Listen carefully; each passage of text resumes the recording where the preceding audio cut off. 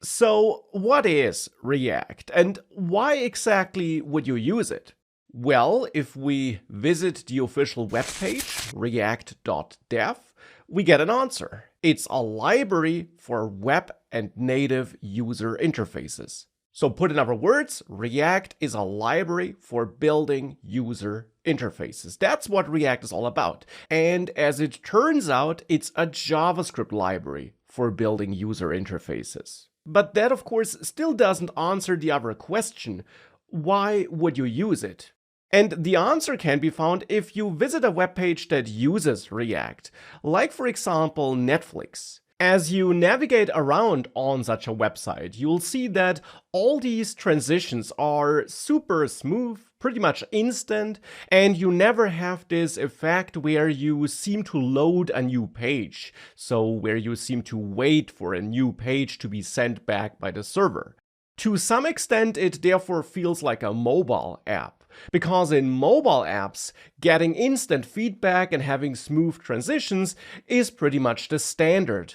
And it's libraries like React that help us build such user experiences, such user interfaces for the web as well. Because React, since it's a JavaScript library, uses JavaScript in the browser to update the page and the user interface we see on that page without reloading the page.